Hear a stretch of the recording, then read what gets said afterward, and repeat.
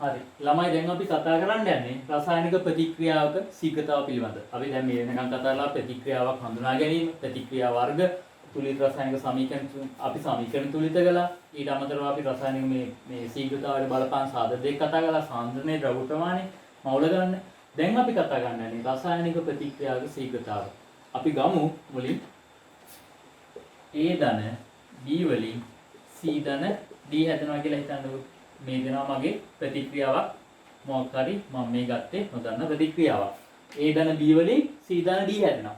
හැම වෙලේම ළමයි E තලයේ E හිස දෙස නෙමෙයි E තල හිස අනිත් පැත්තේ. E හිස විරුද්ධ පැත්තේ තියෙන්නේ සාමාන්‍යයෙන් අපි දන්නවා ප්‍රතික්‍රියක.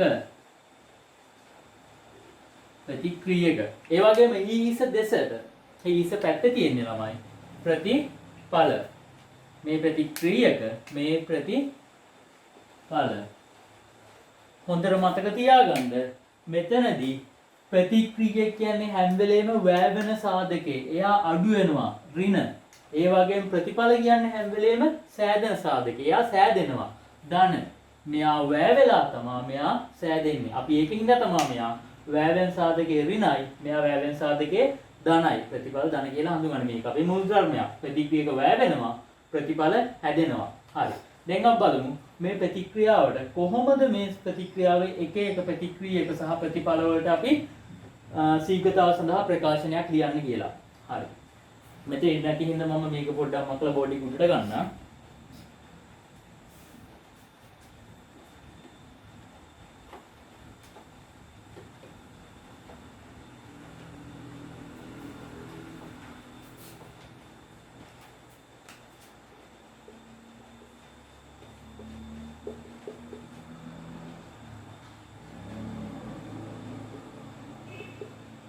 මම මුලින්ම කතා කරනම් A කියන ප්‍රතික්‍රියක.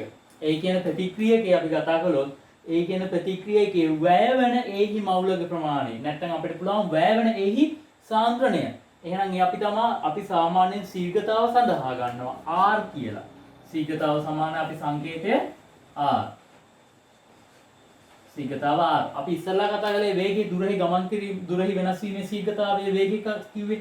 ඒ වගේ රසායනික ප්‍රතික්‍රියාවක එක්ක මවුල ගණනෙහි වෙනස් වීම නැත්නම් සාන්ද්‍රණයෙහි වෙනස් වීම කාලයක් සමග තමයි ශීඝ්‍රතාව කියලා අපි හඳුන්වන්නේ. එහෙනම් ඒ ශීඝ්‍රතාව R අපි ගත්තොත් එහෙම එහි ශීඝ්‍රතාව සමානයි මොකද්ද? ඩෙල්ටා A ගෑස් බෙදීම ඩෙල්ටා T. මේක තමයි එහි ශීඝ්‍රතාව. හැබැයි ළමයි මතක තියාගන්න මෙයා ප්‍රතික්‍රියක A කියන්නේ ප්‍රතික්‍රියක A බැවින් මෙයා හැම වෙලෙම ඍණ ලකුණ දාන්න ඕනේ. ඇයි ඒ? වැය වෙනවා. සාමාන්‍යයෙන් අපි දන්නවා මේකේ ඒකකත් අනිවාර්යෙන් අත්‍යවශ්‍යයි. සාන්ද්‍රණයෙහි ඒකක. මොනවා ඩෙල්ටා ඒ සාන්ද්‍රණ ඒකක ගන්න ඩෙසිමීටරයට මවුල. අපි සාන්ද්‍රණ වලින් දැරුවොත් එහෙම ගන්න ඩෙසිමීටරයට මවුල බෙදීම තප්පර. එහෙනම් මොනවද මේකේ ඒකක? තප්පරයට ගන්න ඩෙසිමීටරයට මවුල. තප්පරයට ගන්න ඩෙසිමීටරයට මවුල. මෙන්න ඒකක. හැබැයි මේ තමයි එහි ශීඝ්‍රතාව. ශීඝ්‍රතාව R. මේ විදිහටම තමයි අපි B ශීඝ්‍රතාව ලිව්වොත් මොකද්ද? ඍණ ඩෙල්ටා B බෙදීම ඩෙල්ටා T. එහෙනම් යාගෙත් මොනවද ඒකක? ගන්න ඩෙසිමීටරයට මවුල. තප්පරයට ගන්න ඩෙසිමීටරයට මවුල. හරි. පැහැදිලි ළමයි මේක කරන්නේ කොහොමද කියලා? මේ තමයි A ශීඝ්‍රතාව. මේ තමයි B වලට ලිව්වොත් ඍණ ඩෙල්ටා B බෙදීම ඩෙල්ටා T. ඒ විදිහටම තමයි. දැන් මම යනවා C හරි D හරි අසුරෙන් ප්‍රතිඵල වලට ශීඝ්‍රතාව සඳහා සමීකරණයක් ලියන්න. අපි ශීඝ්‍රතාව අපි ගත්තොත් R කියලා. කොහොමද එහෙනම්? R සමානයි ඩෙල්ටා C බෙදීම ඩෙල්ටා T. මෙයාගේ ගෑස් එක. එහෙනම් මෙතන හැබැයි මෙතන තියෙන්නේ ප්‍රතිඵල. එහෙනම් මම මුලින්ම සඳහන් කළා වගේ මොකද? මෙයා සෑදෙනවා. එහෙනම් මෙයා ධන. මෙයාගේ ධන ලකුණ අපි මුන් දන්නේ. එහෙනම් මෙතන මොනවද ඒකක අපි හිතුව සාන්ද්‍රණය කියලා ගන්න ඩෙසිමීටරයට මෙයා තප්පර. එහෙනම් තප්පරයට ගන්න ඩෙසිමීටරයට මවුල. මේ තමයි අපි ලිව්වොත් එහෙම D ශීඝ්‍රතාව සඳහා සමීකරණයක්. C ඒ වගේම තමයි D හිත් ලියන්නේ. R ඩෙල්ටා D බෙදීම ඩෙල්ටා T. එයාගේ ගන්න තප්පරයට ගන්න ඩෙසිමීටරයට මවුල. පැහැදිලිනේ? එහෙනම් මේ තමයි රසායනික ප්‍රතික්‍රියාවක ශීඝ්‍රතාවය පිළිබඳ සමීකරණයක් ලියන්නේ. හරි. මම මේක මකනවා.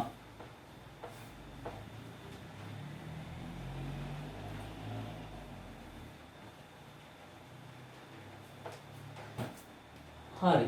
බලන්න ළමයි. දැන් අපි ඉස්සෙල්ලා සමීකරණයක් ගත්ත මීතේන් දහනේ CH4 ධන ඔක්සිජන් දහනේදී මොකක්ද හැදුනේ? CH4 gas ඔක්සිජන් තුල දහනේදී අනිවාර්යෙන් මම හැදෙනවා කිව්වේ කාබන් ඩයොක්සයිඩ් gas එක ධන H2O liquid ජලය. හැබැයි මේක තුලිතද නැද්ද? තුලිත නැහැ. මම තුලිත කරන හැටි කියා දුන්නා. තුලිත වෙන්න මොකද්ද මෙතෙන් දෙන්න ඕනේ? හයිඩ්‍රජන් 4යි මෙතන 2යි. මෙතන 2යි. දැන් තුලිතයි. හැබැයි බලන්න සාමාන්‍යයෙන් අපි මේ සමීකරණයක ඕනම ප්‍රතික්‍රියාවක සමීකරණයක ඉස්සරහින් එන අගයන් වලට කියන ස්ටොයිකියෝමිතික අගය කියලා. මතක තියාගන්න ස්ටොයිකියෝමිතික අගය. එහෙනම් ස්ටොයිකියෝමිතික අනුපාතය මෙතන කීයද? මෙයාගේ 1යි. මෙතන නැති වුණාට මෙතන 1යි තියෙන්නේ. 1ට 2ට 1ට 2. දැන් මේ වගේ සමීකරණයක ස්ටොයිකියෝමිතික අනුපාතය තියෙනවා. මෙහෙතනදී අර ශීඝ්‍රතාව සඳහා ප්‍රකාශනයක් ගනිද්දී මුළු සමීකරණයටම නැත්නම් මුළු ප්‍රතික්‍රියාවටම අපි දැන් සාධාරණ සමීකරණයක් ගන්න යන්නේ. අපි ඒකට තමයි කියන්නේ මධ්‍යන ප්‍රතික්‍රියාවක මධ්‍යන ශීඝ්‍රතාව කියලා.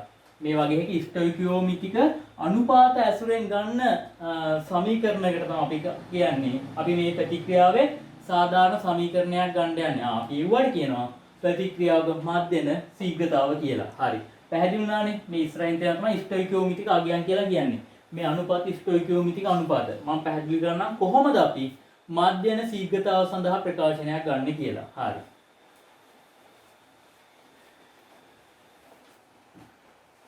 ඊටන් ඉස්සලා වගේම සමීකරණයක් තියෙනවා A ධන B C ධන D. මෙතනින්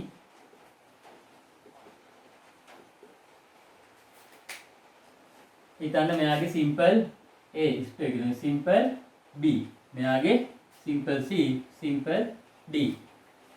එතකොට මේ ස්ටොයිකියෝමිතික අනුපාතය මොකක්ද ළමයි? A B C D D. මේ තමයි ස්ටොයිකියෝමිතික අනුපාතය. එතකොට දැන් අපි යන්නේ ප්‍රතික්‍රියාවක මධ්‍යන ශීඝ්‍රතාව සඳහා. ඒ කියන්නේ සාධාරණ සමීකරණයක් ලබා ගන්න. එහෙනම් මම කිව්වා ප්‍රතික්‍රියාව මධ්‍යම ශීඝ්‍රතාවයක් ලියද්දි මොනවද? මෙන්න මේ ස්ටොයිකියෝමිතික අනුපාත උපයෝගී කරගෙන තමයි ලියන්නේ. ප්‍රතික්‍රියාවේ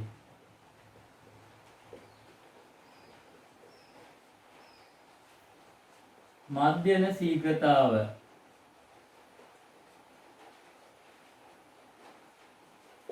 සමානයි. අපි ඉස්සෙල්ලා වගේම තමයි ලියන්නේ. මෙයා කවුද? මෙයා ප්‍රතික්‍රියක. එහෙනම් ඩෙල්ටා A බෙදීම ඩෙල්ටා T මම මෙතන ඒකක දාන්න ඉඩම තියෙන හින්දා. හැබැයි මෙයා ප්‍රතික්‍රියකින් දා ඍණ. දැන් මම කිව්වා අනිවාර්යෙන් මධ්‍යම ශීඝ්‍රතාවයට මොකද්ද සාධාරණ සමීකරණයක් ගන්නකොට මෙන්න මේ ස්ටොයිකියෝමිතික අනුපාතයේ 1/8 අගය තමයි දාන්නේ. කියන්නේ 1/8 මෙයාගේ ස්ටොයිකියෝමිතික අගය තමයි දාන්නේ. පැහැදිලිද? ඍණ ඩෙල්ටා A බෙදීම ඩෙල්ටා T. ඒ කියන්නේ මෙයාගේ ශීඝ්‍රතාවය වතාවක් 1/8 ස්ටොයිකියෝමිතික අගය. මේකටම සමාන වෙනවා ඊගාවට. අයි මෙයාගේ මොනවා තියෙන ප්‍රතික්‍රියක ඍණ ඩෙල්ටා B බෙදීම ඩෙල්ටා T. හැබැයි මෙයාගෙත් මොනවද? ಗುಣ වෙන්න. මෙතන මෙයා ಗುಣ වෙන්න ඕනේ. 1/8 මෙයාගේ ස්ටොයිකියෝමිතික අගය සිම්පල් B. මෙයාගේ ස්ටොයිකියෝමිතික අගය සිම්පල් B. ඔය තමයි ප්‍රතික්‍රියක. ප්‍රතික්‍රියාවේ මධ්‍යම ශීඝ්‍රතාව සමානයි ප්‍රතික්‍රියක. මට අතන ප්‍රතිඵල ලියන්න ඉන්නේ නැහනේ. දැන් මම මේකම ලියනවා ප්‍රතිඵල ඇසුරෙන්. එහෙනම් ප්‍රතිඵල ඇසුරෙන් ලියද්දි මොකද්ද ළමයි? ඩෙල්ටා C බෙදීම ඩෙල්ටා T. එහෙනම් මේ ප්‍රතික්‍රිය කියන්නේ හැම වෙලේම මොනවද? සෑදෙනවා. එහෙනම් මෙයා ධන සාමාන්‍ය අපි සමහර කට්ටිය කියනවා සමහර කට්ටිය ලියන්නෙත් නැහැ. මෙයාගේ ගුණ කිරීම 1/8 සිම්පල් C. එහෙනම් මේකම සමාන වෙනවා ඊගව ඵලය අපේ D ඩෙල්ටා D බෙදීම ඩෙල්ටා T ගුණ කිරීම 1/8 සිම්පල් D. පැහැදිලිද? මේ කියන්නේ ප්‍රතික්‍රියාවේ මධ්‍යන ශීඝ්‍රතාව සඳහා සමීකරණයක්. හොඳට මතක තියාගන්න. මේක ප්‍රතික්‍රියක මේක ප්‍රතිඵලය. හැබැයි ප්‍රතික්‍රියකයි ප්‍රතිඵලයි මොකද වෙන්නේ? මෙතනින් මේකම මෙහෙම සමානයි. ඇත්තට මෙයාට මේ ඩෙල්ටා I ඇසුරෙන් ලියපු වගේ මෙයාට සමානයි ඩෙල්ටා B වලට. ඩෙල්ටා B ඇසුරෙන් ලියපු වදේ ඩෙල්ටා c වලට සමානයි. මේ අසුරෙන් ලියපු පදේ ඩෙල්ටා d වලට. ඒ කියන්නේ ඇත්තටම මෙතන සමාන ලකුණක් එන්න ඕනේ. බෝඩ් එකේ ඊට මත හින්දා මම මේ යටින් ලිව්වේ.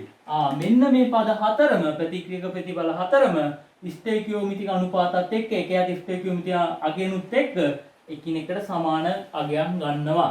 අපි මෙතනින් අපි අවසානට ගානක් හදනවා. ගාන හදනකොට හොඳටම තවදුරටත් පැහැදිලි වෙයි. හරි තේරුණාද ළමයි ඒක? ඒ තමයි ප්‍රතික්‍රියාවක මාධ්‍යන ශීඝ්‍රතාව සඳහා ප්‍රකාශනයක් ගැනීම. හරි. මම හිතනවා තේරෙන්නේ නැති කියලා. ඔව්. මම මේක මතනවා දැන්.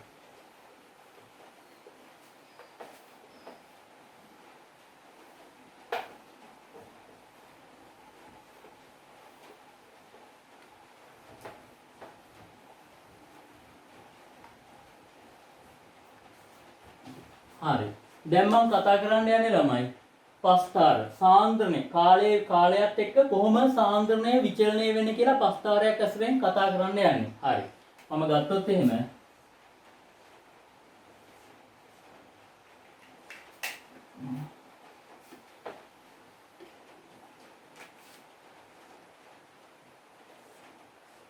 මේ පැත්තට මම ගන්නවා කාලය තප්පර මම මේ පැත්තට ගන්නවා y අක්ෂයට ගන්නවා සාන්ද්‍රණය මොනවා සාන්ද්‍රණය SI එකක දැන් මම උගන්වලා තියෙන්නේ ඝන ඩෙසිමීටරයට මවුල මේ තමයි සාන්ද්‍රණය SI එකක එහෙනම් මම දැන් කතා කරන්න යන්නේ කාලයත් එක්ක කොහොමද මෙන්න මේ සාන්ද්‍රණය ප්‍රතික්‍රියාවල ප්‍රතිඵල සාන්ද්‍රණය විචලනය වෙන්නේ කොහොමද කියලා හොඳට බලා ගන්න ආරම්භයේදී t සමානයි බිඳුවේදී මේ කාලයේ t සමානයි මෙතන බිඳුවයි ආරම්භයේදී ප්‍රතිඵල තියනවද? නැහැ. ආරම්භයේ තියෙන එහෙනම් ප්‍රතික්‍රියක. හැබැයි හැම ක්‍රමයෙන් ටික කාලයක් යනකොට ප්‍රතික්‍රියක මොකද වෙන්නේ? වැය වෙනවා. හැබැයි ටික කාලයක් ආරම්භයේදී ප්‍රතිඵල තියනවද? නැහැ. ප්‍රතිඵල බිඳුවයි. මෙතන තමයි ආරම්භයේදී ප්‍රතිඵල තියෙන්නේ. මේ හරිය ලක්ෂයක් ගත්තොත් මම කියන්නම් මේ හරිය ලක්ෂයක. මේ හරිය තමයි ප්‍රතික්‍රියක තියෙන්නේ. එහෙනම් ක්‍රමයෙන් කාලයත් එක්ක මොකද වෙන්නේ?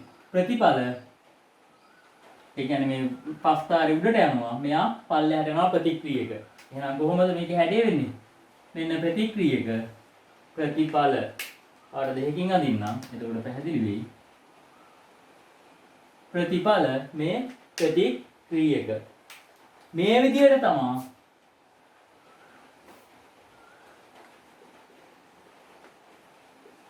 ප්‍රතික්‍රියක සහ මේ තියෙන්නේ ප්‍රතිඵල පස්තාරයක් සාන්ද්‍ර කාලයක් සමග සාන්ද්‍රණය විචලනය වෙන්නේ. මේකනුත් ගණන් කරන්න ඉස්සරහින් එතකොට මේකෙනුත් පැහැදිලි වෙයි කොහොමද පස්තාරයක ප්‍රතික්‍රියක සහ ප්‍රතිඵල වෙන්නේ. මෙතන තව වැදගත් කරුණක් තියෙනවා. අපි ඒ ගාන ප්‍රශ්න කරනකොට කරමු. ස්ටේකියෝමිතික අනුපාත හරි වැදගත් මෙතනදී. හරි. මම හිතන්නේ මේක තේරෙන්නේ නැති කාලයක් සමග සාන්ද්‍රණය වෙනස් වෙන්නේ කොහොමද කියලා. හරි.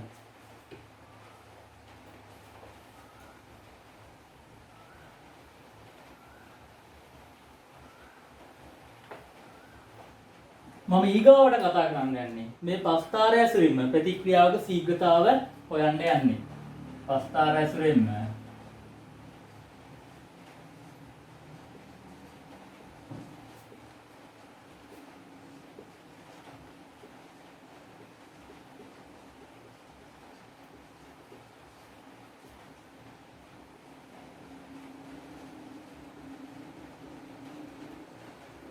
පස්තාරයක් ඇසුරෙන් ප්‍රතික්‍රියාවක ශීඝ්‍රතාවය සෙවීම. අපි ඉස්සෙල්ලා සමීකරණ අපි කතා කළා මධ්‍යම ශීඝ්‍රතාවය හෙව්වා. ඊට කලින් අර ප්‍රතික්‍රියක එක එක වැයවීමේ ශීඝ්‍රතාවය හෙව්වා. දැන් අපි පස්තාරයක් ඇසුරෙන් ප්‍රතික්‍රියාවක ශීඝ්‍රතාවය සෙවීම යන්නේ. කොහොමද වෙන්නේ? අපි දන්නවා y අක්ෂය තියෙනවා x අක්ෂය තියෙනවා. y අක්ෂය මොනවාද ළමයි? y අක්ෂය වෙන්නේ සාන්ද්‍රණය. මෙයාගේ සාන්ද්‍රණය මොනවාද ඒකක? ඒක ගන් ඩෙසිමීටරයට මවුල. මේ පැත්තේ තියෙන්නේ කාලය. හිතන්න කාලය මම ගන්නවා කියලා තප්පර වලින් s එක. තප්පර කියලා දාන්න. හරි. එහෙනම් මේ වගේ පස්තාරයක් අපිට තියෙනවා. හරි. මේ පැත්තේ සාන්ද්‍රණය. මේ t සමානයි බිඳුව. එහෙනම් අපිට කියනවා මේ තියෙන හිතන්න මෙතන c නෝට් ප්‍රතික්‍රියා කරන මොනවා හරි ආරම්භක සාන්ද්‍රණය. මේ හරියට තව ලක්ෂයක් ගත්තොත් එහෙම C1 කියලා හිතන්න. මෙතන C1. මේ හරිය ලක්ෂයක් ගත්තොත් එහෙම මෙතන C2. හරි. හිතන්න මට ඕනේ මෙන්න මේ ලක්ෂයේ මෙතන ශීඝ්‍රතාව හොයන්න. C1 ලක්ෂයේ ශීඝ්‍රතාව හොයන්න. එහෙනම් අපි හිතමු මෙතන R1 කියලා. මේ C1 ලක්ෂයේ ශීඝ්‍රතාව හොයන්න ඕනේ. එතකොට අපි මෙතනදී මෙන්න මේ තියෙන රේඛාවට අපි ස්පර්ශකයක් ගහ ගන්නවා. මෙන්න ස්පර්ශකයක් ගහගත්තා. ස්පර්ශකයක් ගහගත්තට පස්සේ මොකද වෙන්නේ ළමයි? ඔයාලට කරලා තියෙන සංඛ්‍යානේ පාඩමෙන් දැන් මේනකොට එහෙනම් සාමාන්‍යයෙන් ප්‍රස්ථාරයක අපි දන්නවා අනුක්‍රමණය. ප්‍රස්ථාරයක අනුක්‍රමණය මොකද්ද?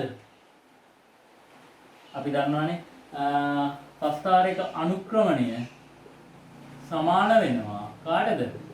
tan θට. tan θ. දැන් මේ වෙනකොට දන්නවා කොහොමද? tan θ කියන්නේ මොකද්ද? සම්මුඛ පාදයේ බෙදීම බද්ධ පාදය. tan θ. සකසයින් සබකොස් බක සබටෑන් සකසයින් බක කොස්. මේ තියෙන්නේ පොඩි කාලේ ඉගෙන ගන්න දෙයක්. සම්මුඛ පාදයේ බෙදීම බද්ධ පාදය. මෙයා තමයි tan θ. එහෙනම් අපි දන්නවා ප්‍රතික්‍රියාවේ අනුක්‍රමණය. ඇත්තටම ප්‍රතික්‍රියාවේ අනුක්‍රමණය කියන්නේ මොකද්ද මෙතන? R ශීඝ්‍රතාව. එහෙනම් ශීඝ්‍රතාව සමාන වෙනවා කාටද? tan θට. මෙයාගේ tan θට. පැහැදිලිද ළමයි? හරි.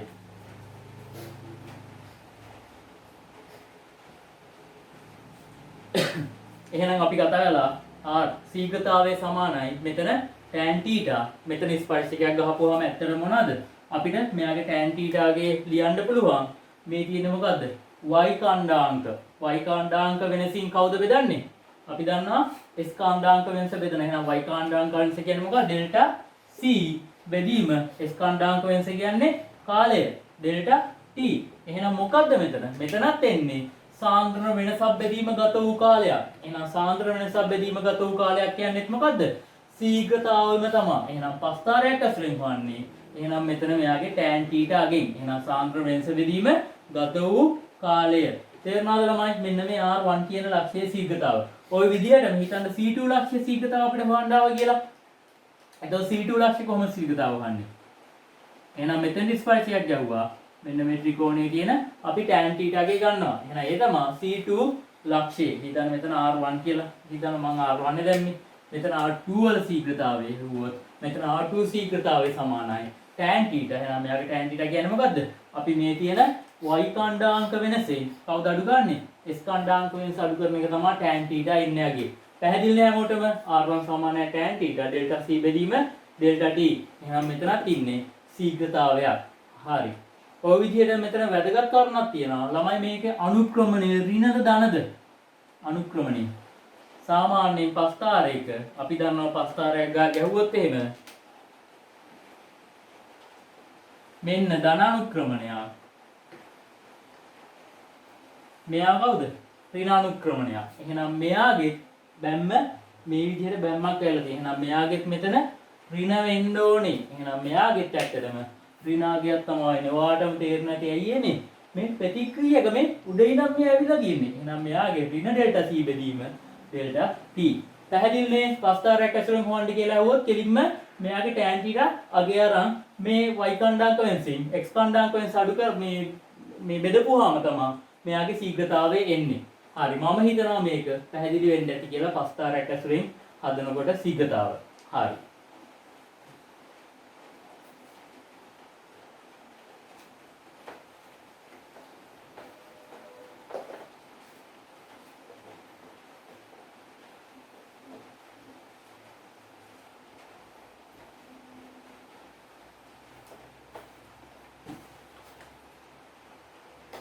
හරි. ඔයාලට තව කරුණක් මම කියා දෙන්නම්. කොහොමද අර්ධ ජීව කාලය කියලා. අර්ධ ජීව කාලය. අපි දන්නවා සාමාන්‍යයෙන් ඒකත් පස්තාරයක් ගැහුවොත් එහෙම මේ වගේ තියෙනවා. මෙතන මේ පැත්තේ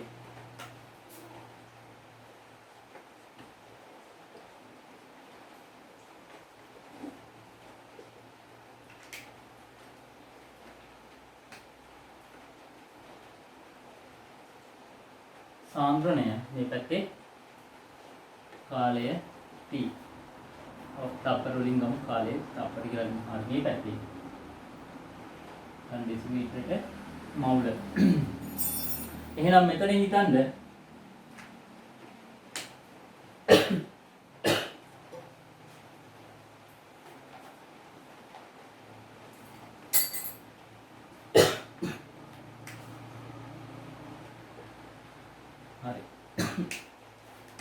මෙතන හිතන්න C0 ආරම්භක සාන්ද්‍රණයේ C0 සාමාන්‍යයෙන් ඔයාලට නිකම් පුටේ තියෙන්නේ මේක අර්ධ ජීව කාලයේ ආරම්භක සාන්ද්‍රණයේ හරියටම භාගයක් C0 බෙදීම දෙකක් වන ලක්ෂයක මෙතන ශීඝ්‍රතාව සමා අර්ධ ජීව කාලය කියලා අපි හඳුන්වන්නේ. පැහැදිලිද ළමයි? එහෙනම් මේකෙත් අර වගේම අර්ධ ජීව කාලයේදී හැදෙන ශීඝ්‍රතාවය හොයන්න කිව්වොත් මොකද්ද? ආරම්භක සාන්ද්‍රණයේදී වගේ ආරම්භක සාන්ද්‍රණයේ වගේ භාගයක් වෙන තැන දෙගුණ යන්නේ ඉස්සෙල්ලා වැඩුණා භාගයක් වෙන තැන තමයි එහෙනම් මෙතන ශීඝ්‍රතාව තමයි අර්ධ ජීව කාලයේදී ශීඝ්‍රතාව වෙන්නේ. ඒක අමතර කරුණක් ඒක මතක තියාගන්න. එහෙනම් මේ තියෙනවා ආරම්භක සාන්ද්‍රණය හිතන්නකෝ C0 කියලා. එහෙනම් C0 බෙදීම කීයද? 2. එහෙනම් මෙයා වගේ භාගයක් වෙන තැන තමයි එහෙනම් අර්ධ ජීව කාලයේදී ශීඝ්‍රතාව අපි හොයන්නේ. පැහැදිලිනේ? අර්ධ ජීව කාලයේ ශීඝ්‍රතාව හොයන්න කිව්වොත් ආරම්භක සාන්ද්‍රණය වගේ භාගයක් වෙන තැනදී මෙතන ලක්ෂය ගහලා මෙයාගේ tan θ ගෙන් අනුක්‍රමණයෙන් පුළුවන් මෙතන ශීඝ්‍රතාව හොයන්න. හරි. ඔය තව අමතර කරුණා. හරි. මම ළමයි දැන් ගණන් ටිකක් හදමු. අපි කොහොමද මේක කරන්නේ කියලා අපි ඉස්සලා මධ්‍යම ශීඝ්‍රතාව පිළිබඳ කතා කළා. ප්‍රතික්‍රියාව ශීඝ්‍රතාව කතා කළා. අර්ධ ජීව කාලය වගේම පස්තාරයස් වලින් tan θ කතා කළා. අපි බලමු ගාණක් හදලා. මෙන්න මේ ගාණ. හදන්න යන්නේ දැන්.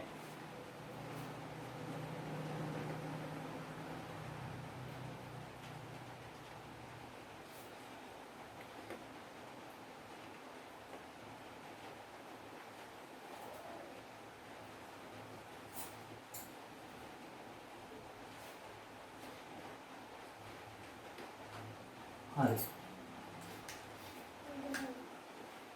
NO2 ගෑස් වලින් හැදෙනවා NO ගෑස් ධන O2 ගෑස් එකක්. මුලින්ම බලන්න එතකොට මෙතන මම මේ ලියා තියෙන සමීකරණය තුලිතද නැද්ද කියලා මුලින්ම බලා ගන්න ඕනේ. මම කියනවා මේ ඉහත සඳහන් කරන ප්‍රතික්‍රියාව ඇසුරෙන් සාන්ද්‍රණය ප්‍රතික්‍රියා කළ සාන්ද්‍රණය ප්‍රතිඵල සාන්ද්‍රණය පස්තාරගත කරන්න කියනවා. හරි. පොඩ්ඩක් විනාඩියක් දෙන්න ළමයි ඕනනම් තුලිත කරගන්න. බලන්න කොහොමද මේක තුලිත වෙන්නේ කියලා පොඩ්ඩක් කල්පනා කරන්න. හරි. මම දැන් කියන්නම්.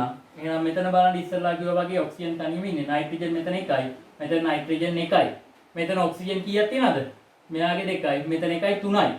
එහෙනම් කොහොමදත් අපි දන්නවා භාග සංඛ්‍යාවක් දාන්න බෑ. ඔත්ති රට්ටමක් තියෙන්නේ. මම මෙතෙන් ඉස්සරහින් 2 දානවා. එහෙනම් දැන් නයිට්‍රජන් 2යි. ඔක්සිජන් 4යි. එහෙනම් මෙතෙන් දැන් නයිට්‍රජන් 1යි. හැබැයි ඔක්සිජන් 2යි මේ 3යි. එහෙනම් නයිට්‍රජන් උත් 2ක් වෙනවා. එහෙනම් දැන් 2යි මේ 2යි 4යි. දැන් තුලිතයි. දැන් මම පස්තාරගත කරන්න යන්නේ. එහෙනම් මොකද වෙන්නේ? අපේ y අක්ෂය තියෙනවා x අක්ෂය තියෙනවා. මොකද y අක්ෂයට එන්නේ? සාන්ද්‍රණය. මතක තියාගන්න පස්තාර වලදී අනිවාර්යයෙන්ම වැදගත් ඒකක y අක්ෂයේ නම් කරන එකක ඒ වගේම x අක්ෂයේ නම් කරන එකක වැදගත්. එහෙනම් මේ පැත්තේ කාලය තප්පර. එහෙනම් මොකද වෙලා තියෙන්නේ? NO2. එහෙනම් මම දන්නවා මෙන්න t සමානයි බිඳුවේදී මොනවාද මෙතන? ප්‍රතික්‍රියක. එහෙනම් ප්‍රතික්‍රියක ඇඳා.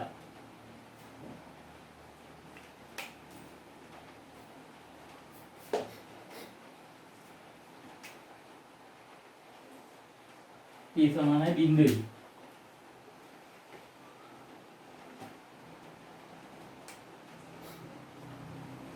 හරි. වෙන ප්‍රතික්‍රියක NO2. හැබැයි ඔයාලා මුලින්ම මතක තියාගන්න මෙතන ස්ටොයිකියෝමිතික අනුපාත ලියා ගන්න. මෙතන 2යි, මෙතන 2යි, මෙතන 1යි. එහෙනම් ළමයි මොකද වෙලා තියෙන්නේ? NO2 මෙතන මවුල දෙකක් වැය වෙනකොට මෙතන මවුල NO ගෙන් දෙකක් හැදෙනවා. හැබැයි මෙතන හැදෙන්නේ 1යි. එහෙනම් හැම වෙලේම හිතන් දැන් මම අඳින්න යනවා NO. මෙන්න NO ප්‍රතිඵල. පැහැදිලිද? NO ප්‍රතිඵල. හැබැයි මෙයා දෙකක් හැදෙනකොට මෙයා හැදෙන්නේ කීයද? එක්කෙනයි. මෙයා දෙගුණයක් හැදෙද්දි මෙයා එකයි. එහෙනම් හැම වෙලේම මෙයාට වඩා මෙයා ඉන්න ඕනේ කොතනින්ද? පල්ලෙහායින් ඔක්සිජන් එක හැදෙන්න ඕනේ. ඒකයි මම මුලින්ම කිව්වේ පස්තාරයක් කතා කරනකොට මෙවයි කවුද වැදගත් වෙන්නේ? ස්ටොයිකියෝමීට්‍රික අනුපාත වැදගත් වෙනවා කියලා. එහෙනම් මෙයා කවුද? ප්‍රතික්‍රියක. ප්‍රතික්‍රියක මොකද්ද? NO2 ගෑස් එක. මෙයා කවුද? ඇයි මෙයා තමයි වැඩියෙන් හැදෙන්නේ ප්‍රතිඵල. මවුල දෙකක් හැදෙනවා ආරයක් එකක් හැදෙනකොට. එහෙනම් මෙයා NO ගෑස් එක, මෙයා O2 ගෑස් එක.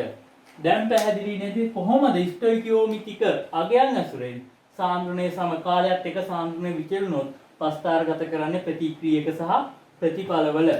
හරි. මම හිතනවා මේක පැහැදිලි වෙන්නේ නැති කියලා. දැන් අපි හදමු කොහොමද ප්‍රතික්‍රියාවක ශීඝ්‍රතාව මධ්‍යම ශීඝ්‍රතාව පිළිබඳ පොඩි ගානක් හදමු දැන්. හරි.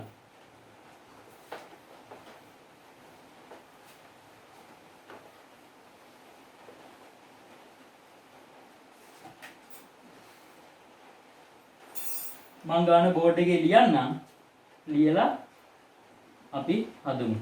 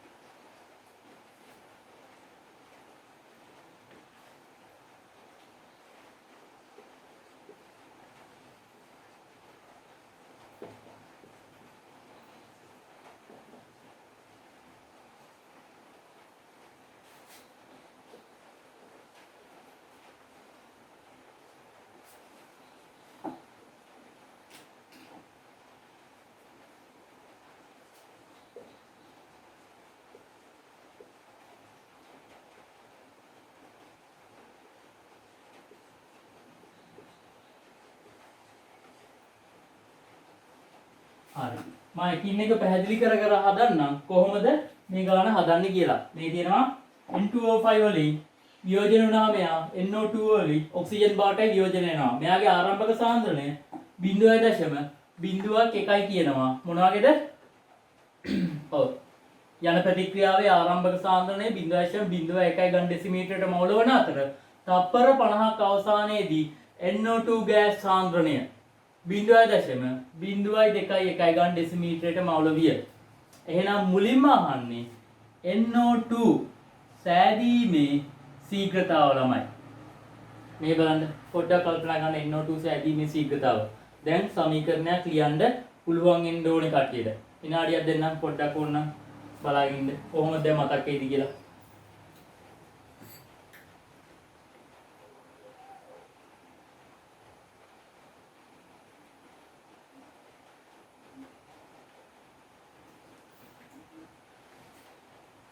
හරි මතක් වුණාද? හරි. මම මුලින්ම මේ සමීකරණය ලියාගෙන ඉන්නම්. මෙතනම ඔයාලට ගාන පැහැදිලිනේ. සමීකරණ ලිව්වොත් එහෙම අපි දන්නවා මේ පැත්තේ N2O5 ගෑස් වලින් හැදෙනවා 4ක් NO2 ගෑස් ධන O2 ගෑස්. පැහැදිලිද? මෙතන 2යි තියෙන්නේ. හරි. මේ වගේ ගානකදී මුලින්ම ඔයාලා ලියා ගන්න යටි මෙයාගේ ස්ටොයිකියෝමීට්‍රික අගයක් මේ වගේ. එහෙනම් මෙයාගේ 2යි 4යි 1යි. එහෙනම් මෙයාගේ 2ක් වැය වෙනකොට මෙයාගේ 4ක් හැදෙනවා. මෙයාගේ 2ක් වැය වෙනකොට මෙයාගේ 1යි හැදෙන්නේ. පැහැදිලිනේ? හරි. දැන් හැබැයි අපෙන් අහන්නේ NO2 සෑදීමේ ශීඝ්‍රතාව. එහෙනම් NO2 සෑදීමේ ශීඝ්‍රතාව සඳහා මම සමීකරණයක් ලියනවා. මම R කියලා දාන්නම්. R සමානයි NO2 ප්‍රතිඵල. එහෙනම් ඍණ डेल्टा NO2 ගෑස් බෙදීම डेल्टा T. මේ තමයි අපේ සමීකරණය NO2 සෑදීමේ ශීඝ්‍රතාව. එහෙනම් මෙන්න තප්පර 50යි. තප්පර බිඳුවේදී NO2 තියෙනවද ළමයි? නෑ. ඇයි ඒ? ප්‍රතිඵල මෙයා. NO2 නෑ තප්පර බිඳුවේදී. හැබැයි තප්පර 50ක අවසානයේදී මෙන්න NO2 සාන්ද්‍රණය. මෙන්න 0.021 ගන්න ඩෙසිමීටරයට මවුල. එහෙනම් මොකද වෙන්නේ? 0.021 ගන්න ඩෙසිමීටරයට මවුල බෙදීම කීයද? ඩෙල්ටා T තප්පර 50යි. මෙන්න අපේ ගාන. එහෙනම් මෙන්න අපේ උත්තරේ NO2. එහෙනම් NO2 සෑදීමේ ශීඝ්‍රතාව කිව්වොත් අවසාන සාන්ද්‍රණයෙන් ආරම්භක සාන්ද්‍රණය අඩු කරලා අපිට ගත වූ කාලයෙන් බෙදනවා. එහෙනම් අවසාන සාන්ද්‍රණය කීයද මෙයාගේ? 0.021. ආරම්භ සාන්ද්‍රණය 0යි. මම 0 ලිව්වේ නෑ. එහෙනම් ගත වූ කාලය තප්පර 50යි. මේ ගාන සුළු කරපුවාම ඔයාලට ලැබෙයි කොච්චර වගේක් ලැබෙයිද? අපි සුළු කරලා බලමු. 0. මෙතන 0යි. 0යි.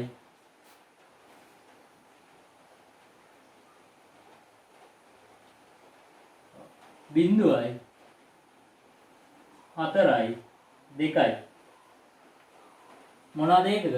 තප්පරයට ගන්න ඩෙසිමීටරයට මවුල මෙන්න 0.0.0.4යි 2යි තප්පරයට ගන්න ඩෙසිමීටරයට මවුල.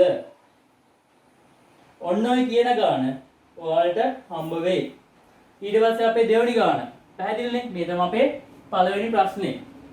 බෝඩ් එකේ ඉන්න කෙනා තමයි මම එකින් එක සාකච්ඡා කරන්නේ. NO2 සෑදීමේ ශීඝ්‍රතාව. ඊගාව මකනවා මේක. එහෙනම් අපේ දෙවෙනි ප්‍රශ්නේ.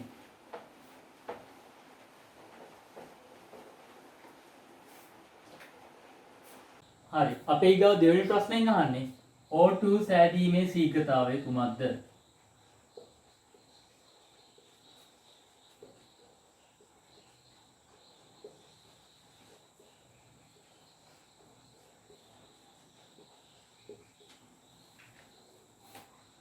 O2 සෑදීමේ ශීඝ්‍රතාවය. ළමයි බලන්න ඉස්සෙල්ලා මම මුලින් සමීකරණ ආයෙත් පොඩ්ඩක් ලියලා පැහැදිලි කරන්නම්. මෙයාගේ N2O5 මෙයාගේ NO2 හැදෙනවා දන O2. හැබැයි N2O5 දෙකයි මෙතන 4යි මෙතන 1යි. එහෙනම් මෙයාගේ 2ට 4ට 1යි. මේ බලන්න. එහෙනම් O2 සෑදීමේ ශීඝ්‍රතාව අපි ඉස්සෙල්ලා හොයාගත්ත කවුද? NO2 සෑදීමේ ශීඝ්‍රතාව. හොඳට බලන්න. මෙයාගේ 4ක් හැදෙනකොට මෙයාගේ හැදෙන්නේ 1යි. මෙයාගේ 4ක් හැදෙනකොට මෙයාගේ හැදෙනවා 1ක්. ඇත්තටම කිව්වොත් එහෙම මෙයාගේ 1ක් හැදෙනකොට එහෙනම් මෙයා කීයද හැදෙන්නේ? 4න් 1යි. මෙයාගේ 1ක් හැදෙනකොට මෙයාගේ 4න් 1යි. ඇයි? මෙයාගේ තමයි වැඩි ඵල ප්‍රමාණයක් හැදෙන්නේ. මේ ඒ වගේ මෙයාගේ 4න් 1යි හැදෙන්නේ. පැහැදිලිද? එහෙනම් ඇත්තටම අපි කතා කරන්න පුළුවන් O2 සෑදීමේ ශීඝ්‍රතාව මොකද ළමයි? අපි හොයාගත්ත NO2 සෑදීමේ ශීඝ්‍රතාවය වගේ කී ගුණයක්ද? 4න් 1 ගුණයක්. අපිට ලියන්න පුළුවන්. එහෙනම් මෙහෙම.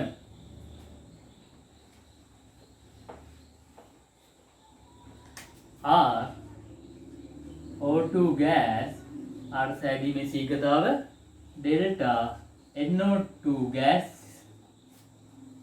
මෙතන හැම වෙලේම ධන සෑදීමේ ශීඝ්‍රතාවය වාගේ කී ගුණයක්ද? මෙයාගේ 4න් එකක්. ඒ කියන්නේ බෙදීම 4. එහෙනම් අපි ඉස්සෙල්ලා ආගයක් හොයාගත්ත NO2 සෑදීමේ ශීඝ්‍රතාවය කීයද? අපිට ඉස්සෙල්ලා උත්තරයක් ආවා 0.0.0.4යි 2යි ඝන ඩෙසිමීටරයට මවුල. හැබැයි තප්පරයට. ඇයි මේ ශීඝ්‍රතාවය? බෙදීම කීයද? 4. ඒ වගේ 4 එක් ගුණයක්. එහෙනම් මෙයාට අපි උත්තරයක් එනවා O2 සෑදීමේ ශීඝ්‍රතාව 1.05යි 10⁴ මොනවද එහෙනම්? තප්පරයට ඝන ඩෙසිමීටරයට මවුල. මේ තමයි O2 සෑදීමේ ශීඝ්‍රතාව. ඇයි ඒ? අතන උනේ කීයක්ද උනේ අතන? මෙතන එහෙනම් 2ට 4ට 1 අනුපාතේ තමයි අපි මෙතන ගත්තේ. මෙයා 4ක් හැදෙනකොට 1යි, මෙයා 1ක් හැදෙනකොට මෙයාගේ එහෙනම් 4න් 1යි. ඕක තමයි O2 සෑදීමේ ශීඝ්‍රතාව. හරි. ඒ අපේ දෙවෙනි ගාන. හරි අපි යන් ඊගවට තුන්වෙනි ගානට අපේ.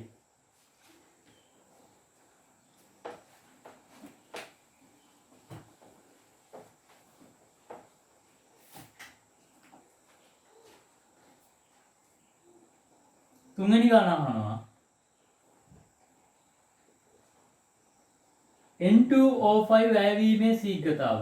N2O5 වැයවීමේ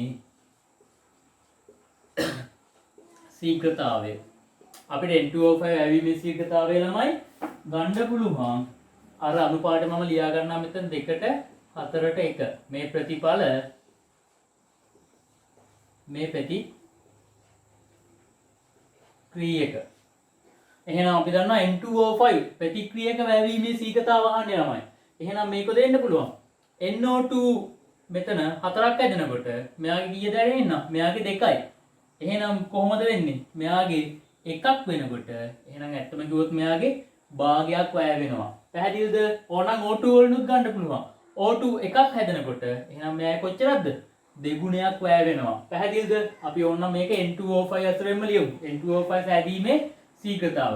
R N2O5 gas මෙතන N2O5 සෑදීමේ ශීඝ්‍රතාව. R N2O5 gas. එහෙනම් මොකද වෙන්න පුළුවන්? delta NO2 gas වැයවීමේ ශීඝ්‍රතාවය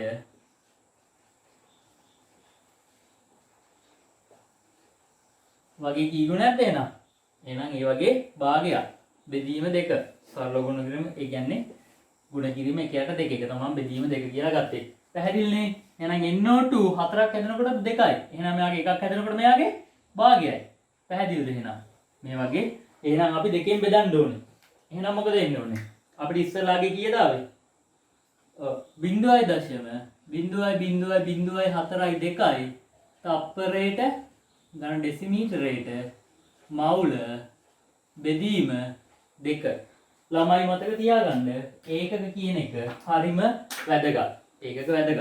එහෙනම් මෙතන උත්තරේ එනවා 2.1යි 10 ඍණ 4යි තප්පරයට ගණන් ඩෙසිමීටරයට මවුල. හරි. මේ තමයි අපේ තුන්වෙනි ගාන. හරි. පැහැදිලිද? හරි.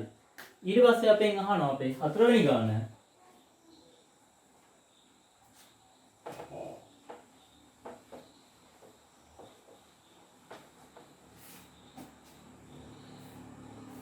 ප්‍රතික්‍රියාවේ මධ්‍යම ශීඝ්‍රතාව සඳහා සියලු සංඝට මගින් ප්‍රකාශනයක් ලියන්න. ප්‍රතික්‍රියාවේ මධ්‍යම ශීඝ්‍රතාව සඳහා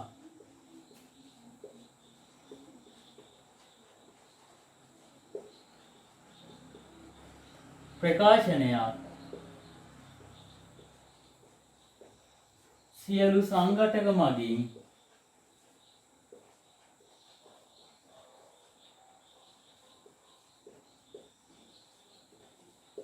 ලියන්න. එහෙනම් ප්‍රතික්‍රියාවේ මධ්‍යම ශීඝ්‍රතාව සඳහා ප්‍රකාශනයක් සියලු සංඝටක මගින් ලියන්න. එහෙනම් අපි දන්නා ඉස්සෙල්ලා අපි ඉගෙන ගත්තා. එහෙනම් ප්‍රතික්‍රියාවේ මොකද්ද? මධ්‍යම ශීඝ්‍රතාව සමානයි මොනවටද? හැම වෙලේම මේ වගේ ප්‍රතික්‍රියක හරි ප්‍රතිඵල හරි වැයවීමේ සාන්ද්‍රණය වතාවක් එක යට යාගේ ස්ටොයිකියෝමිතිය අගෙන්. ප්‍රතික්‍රියාවේ මධ්‍යම ශීඝ්‍රතාව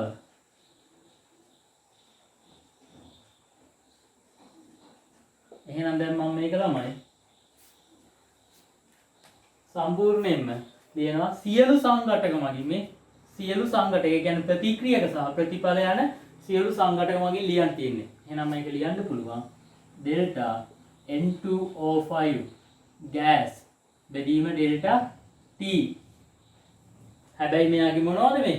ඍණ. අයි ප්‍රතික්‍රියක. එහෙනම් මධ්‍යම ශීඝ්‍රතාව ගුණ කිරීම 1යට. මෙයාගේ ස්ටොයිකියෝමිතියගේ කීයද? 2යි. 1යට 2 සමානයි. ඊට පස්සේ මෙන්න ප්‍රතිඵල. එහෙනම් මෙයා ධන delta NO2 gas බෙදීම delta T. එහෙනම් මෙයාගේ ධන මෙයාගේ ස්ටොයිකියෝමිතිය අනුපාත අගේ කීයද? 4යි. එහෙනම් ගුණ කිරීම 1යට 4 සමානයි. මම ලියන්න ඉඩ නැතිනම් මේ පැත්තෙන් ලියනවා. සමානයි ඊගාව ප්‍රතිඵලයේ ඔක්සිජන්. එයාගේ ධන delta O2 gas බෙදීම delta T ගුණ කිරීම කීයද එයාගේ? 1යි. අපි 1යට 1 කියන්නේ කීයද?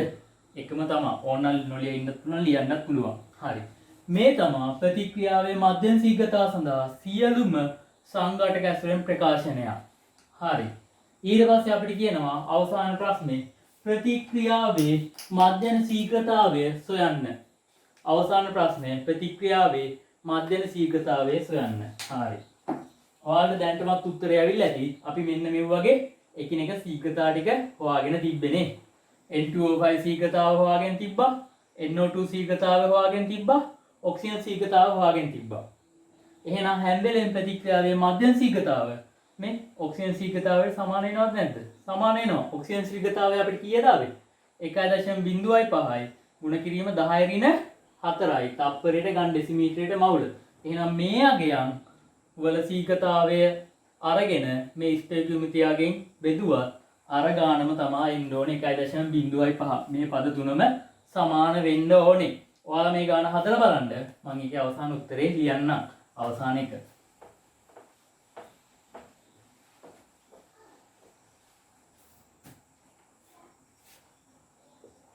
ප්‍රතික්‍රියාවේ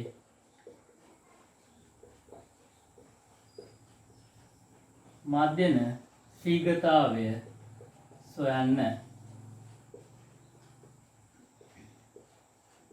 එහෙනම් ප්‍රතික්‍රියා මධ්‍යම ශීඝ්‍රතාවය කොහොමද? කීයද? අපි දැනටමත් හොයලා ඉවරයි. අපිට ඉස්සෙල්ලා ආපු ඔක්සිජන් වල උත්තරේ කීයද?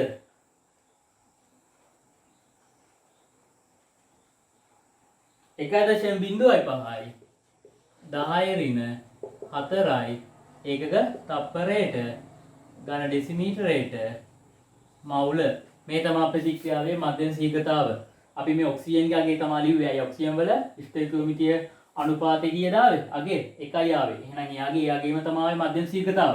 අපි අනිත් ඒවා හෙව්වත් අපි හිතන්නකෝ N2O5 කියලා. N2O5 අගේ කීයෙන්ද? මේ ආව අගේ 1/2කින් ගුණ කරලා ගන්නවා. ඒත් මේ ගානම තමයි එන්න ඕනේ. N2O5 ආවා. ඊගාව NO2 ආවා වගේ මොකද ගන්න ඕනේ? එහෙනම් 1/4ෙන් ගුණ කරලා ගන්න ඕනේ. ඒත් මේ ගානම තමයි එන්න ඕනේ. ඇයි? සාධාරණ සමීකරණයක් උදෙසා මධ්‍යම ශීඝ්‍රතාව මොකද ළමයි වෙන්න ඕනේ? අනිවාර්යෙන් සමාන වෙන්න ඕනේ. හරි. ඔතනින් අපි කරමු ප්‍රශ්න ටික ඉවරයි.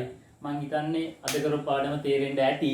තව තියා කාර්යසනේ තව කොටසක් ඉතිරිලා. ඒක අපි ඊළඟ දවසේ තව වීඩියෝ එකකින් ඔයාලට කරන්නම්.